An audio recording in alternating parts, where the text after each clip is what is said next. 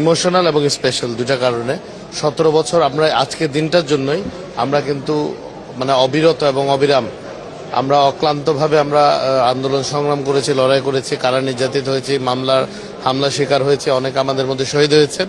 তো সবকিছুর বিনিময়ে আজকে যখন প্রথমবার আমরা সংসদ ভবনে পা রাখলাম এবং একটি গণতান্ত্রিক নির্বাচনের মাধ্যমে যখন আমরা আজকে শপথ পাঠ করলাম, এটা অবশ্যই বাংলাদেশের ইতিহাসের জন্য যেমন একটি মাইলফলক, আমাদের জীবনে এটি একটি অত্যন্ত তাৎপর্যপূর্ণ ঘটনা হিসেবে সারা জীবন থেকে যাবে।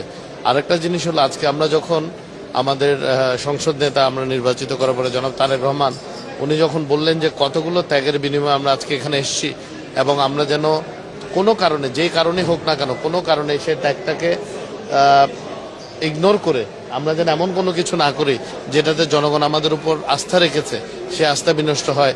এটি আসলে প্রত্যেকটি সংসদ সদস্য বাংলাদেশ জাতীয়তাবাদী দলের অত্যন্ত, আমি বলবো সংবেদনশীলভাবে ওনার এটা গ্রহণ করেছেন এবং উনি খুব আবেগঘনভাবে বলেছেন এই যুদ্ধে উনি ওনার মাকে হারিয়েছেন, ওনার ভাইকে হারিয়েছেন এবং ওনার এই পরিবারের বাইরেও উনি শত শত হাজার হাজার ভাইকে হারিয়েছেন। এই শহীদদের প্রতি যেন আমরা অসম্মান হয় এমন কোনো কর্মকাণ্ডে যেন আমরা লিপ্ত না হই, এটা ওনার কড়া নির্দেশনা ছিল। এবং আরও দুটি খুবই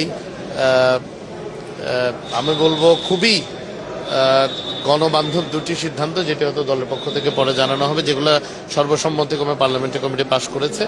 আমি মনে করি জনাব তারেক রহমানের নেতৃত্বে যে সংসদ নেতা উনি হয়েছেন এবং যে সরকার উনি গঠন করবেন, অবশ্যই সে সরকার অত্যন্ত গণবান্ধব হবে এবং জনগণের কল্যাণে কাজ করবে। আজকে আমাদের সকলের জন্য অত্যন্ত গুরুত্বপূর্ণ এবং একটা ইমোশনাল দিন আপনি বলতে পারেন।